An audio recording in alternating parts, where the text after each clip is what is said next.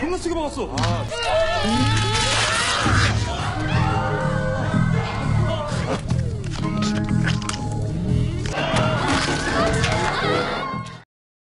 Kalau sobat nganggur dimanapun kalian berada, semoga kalian dalam keadaan baik-baik saja dan selalu terhindar dari segala macam penyakit, terutama yang sedang merebak saat ini, yaitu Omikron, yang berdampak pada tutupnya warung-warung di sekitar rumah kalian dikarenakan banyaknya isu sore. Kembali lagi bersama saya di Login Project. Pada project kali ini saya akan merangkum sebuah film atau drama sih tentang perjombian. Berhubung ini drama, kemungkinan akan ada part 2, 3 sampai seterusnya, tapi tidak menutup kemungkinan akan berubah haluan ketika netizen mulai ngebacot di kolom komentar. Film ini berjudul All of Us Are Dead yang dirilis pada tahun 2022, menceritakan tentang seorang ilmuwan yang melakukan eksperimen pemindahan sel hewan kepada manusia yang dilakukan pada anaknya. Namun eksperimen tersebut tidak berjalan lancar layaknya di film sebelah yang menjadi superhero tinggi, kuat, besar, dan berwarna hijau. Yang ini maksud saya, yang membuat umat manusia di alam semesta terancam keberadaannya. Anda penasaran? Langsung saja ke alur filmnya.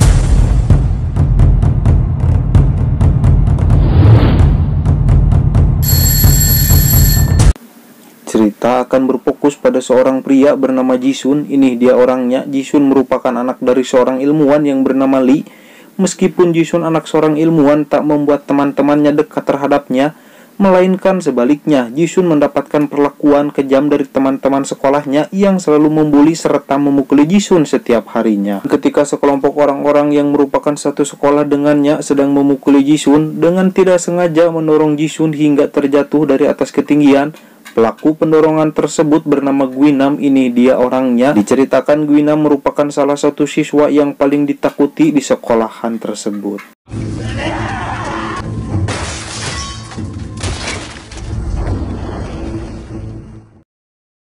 Jisun yang telah berada di rumah sakit, entah tahu bagaimana caranya ia sudah berada di sana. Tiba-tiba bapaknya menemui Jisun dengan cara menyelinap diam-diam agar tidak diketahui oleh perawat. Ketika si bapak bertemu dengan Jisun, tiba-tiba sifat serta penampilan Jisun berubah layaknya seorang anak yang meminta iPhone versi terbaru pada orang tuanya. Namun si bapak sudah mengetahui perihal perubahan tersebut hingga memukul kepala Jisun berulang kali menggunakan buku, lalu membawanya kabur dengan cara memasukkannya ke dalam koper.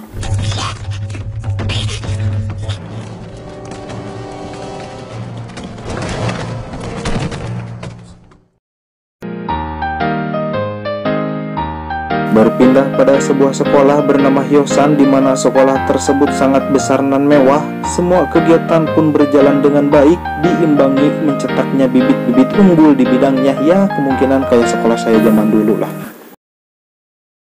Seorang siswi bernama Hyunju tidak sengaja tertidur di dalam kelas saat semua teman-temannya telah pulang dikarenakan jam sekolah yang telah usai. Ketika Hyunju hendak keluar dari kelas, tiba-tiba Hyunju mendengar suara yang berasal dari sebuah laboratorium. Ruang tersebut adalah ruang milik seorang guru yang bernama Pak Lee. Ini dia orangnya. Pak Lee adalah yang diceritakan di awal film ini sebagai seorang ilmuwan dan kini menjadi seorang guru sains di sekolah Hyosan. Suara tersebut berasal dari sebuah tikus yang berada di dalam kotak. Namun dengan tidak sengaja Hyunju tergigit oleh tikus tersebut, dan di saat yang bersamaan Pak Lee pun datang. Dengan segera Hyunju pun keluar dari ruang tersebut. Namun Pak Lee yang telah melihat Hyunju tergigit oleh tikus eksperimennya tak membiarkan Hyunju keluar dari ruang tersebut dan menyekap Hyunju. Dua orang siswa bernama Cheongsan dan Gyonju sedang berjalan. Tiba-tiba didatangi dua orang wanita bernama Onju dan Isak. Wanita tersebut disuruh oleh ibunya Cheongsan untuk mampir terlebih dahulu ketika pulang sekolah untuk mencicipi resep baru buatannya. Ini si ibu dan ini si bapak, kedua orang tua Cheongsan yang baru mulai merintis usahanya di bidang penjualan ayam goreng.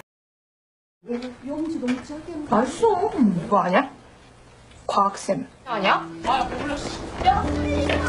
Ketika mereka pulang, Onju tiba-tiba memanggil Cheongsan dan ingin menanyakan sesuatu yang penting katanya, yang membuat Cheongsan berdebar penasaran dikarenakan Cheongsan yang memiliki perasaan lebih terhadap Onju namun tak mampu mengungkapkannya. Cheongsan menanyakan apa hal yang penting yang ingin kamu tanyakan tersebut. Onju namun dengan santuinya menjawab, apakah ini bagus begini atau begini? Ya, Cheongsan akhirnya kesal karena tidak sesuai dengan apa yang diharapkan. Lalu mereka pun pergi ke rumahnya masing-masing. Di sini mungkin semua cewek emang tidak paham atau cowoknya terlalu baperan. Mungkin semua cowok pernah mengalami yang seperti ini, seperti kisah saya dulu ketika dekat bersama Anya Geraldine.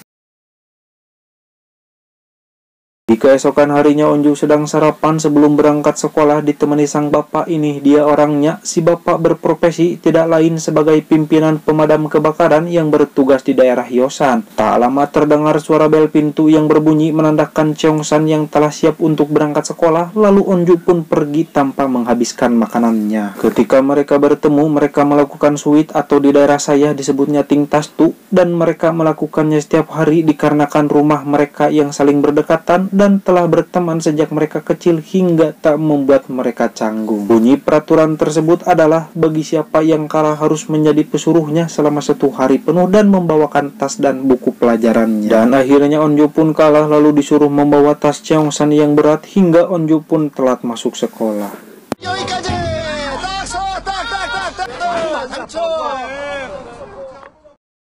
Sebelum kelas dimulai, Gwinam bersama teman-temannya sedang membuli salah seorang siswa, sebut saja namanya Enji dan si Ujang.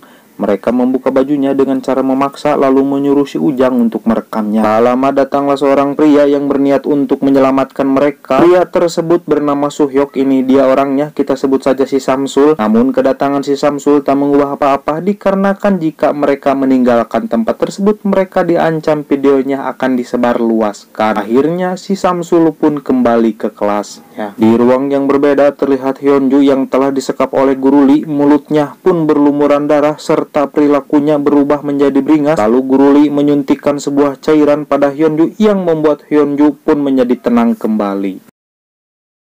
Di dalam kelas, Gwinam tak henti-hentinya membuli Eunji dan menuliskan aku sangat seksi di punggung Eunji. Namun tak seorang pun menghentikan Gwinam atas perilakunya dikarenakan Gwinam adalah sosok yang ditakuti di sekolah tersebut. Lama kemudian tiba-tiba Hyunju memasuki kelas tersebut dengan luka yang dialaminya serta melaporkan bahwa Guru Lee adalah pelakunya. Akhirnya sang guru menyuruh mantan saya yang bernama Namra, ini dia parasnya, untuk mengambil alih kelas dikarenakan Namra adalah seorang ketua kelas. Dan sebagian siswa disuruh oleh sang guru untuk membantunya membawa Hyunju ke ruang UKS. Ketika sesampainya di UKS, Hyunju tiba-tiba berontak kembali. Akhirnya sang guru menelepon pihak rumah sakit lalu membawa Hyunju. Namun ketika Hyunju ingin dimasukkan ke dalam mobil ambulan, tiba-tiba Hyunju menggigit si perawat UKS yang akhirnya si perawat UKS pun tercemar virus tersebut. Ketika Hyunju menuju kelasnya bersama si Samsul, Hyunju pun tiba-tiba memberikan name tag-nya yang dimaksudkan adalah ungkapan perasaannya kepada si Samsul. Namun ketika si Samsul ingin menjawabnya, tiba-tiba Cheongsan pun datang menghampirinya yang membuat si Onju pun kesal dan pergi dari tempat tersebut. Berpindah pada si perawat UKS yang mengalami efek samping atas gigitan Hyunju, tiba-tiba mengeluarkan darah melalui hidungnya dan mulai kehilangan kesadarannya, yang membuat perilakunya pun sangat aneh sampai-sampai seorang siswa merekam keanehan tersebut. Namun tiba-tiba si perawat berlari menggigit siswa-siswi di sana dan tak lama kemudian siswa yang digigitnya pun berubah menjadi seperti si perawat.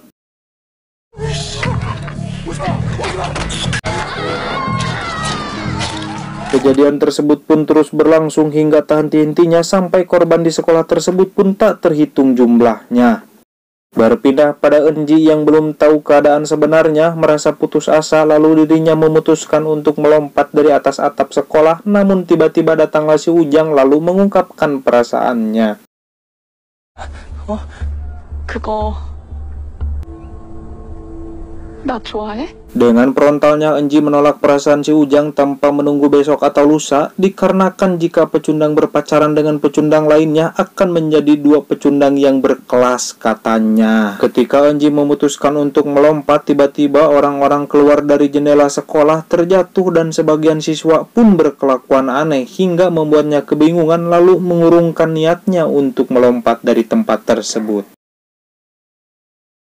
Ketika Onju berada di kantin bersama Cheongsan, Unju menanyakan kepada Cheongsan apakah si Samsul menitipkan pesan terhadapnya dikarenakan saya mengungkapkan perasaan pada dirinya. Cheongsan yang mendengar perkataan tersebut tiba-tiba menjadi acuh pada Onju, lalu Onju pun pergi dari kantin. Namun ketika Onju berjalan, orang-orang dari luar berlarian dengan panik ke arahnya hingga menabrak Onju sampai terjatuh, dan salah seorang pria berlumuran darah nan berkelakuan aneh mendekatinya sampai-sampai Onju pun tak bisa berbuat apa-apa dikarenakan bingung dengan apa yang sedang terjadi. Tamat, berlanjut kepada part 2-nya.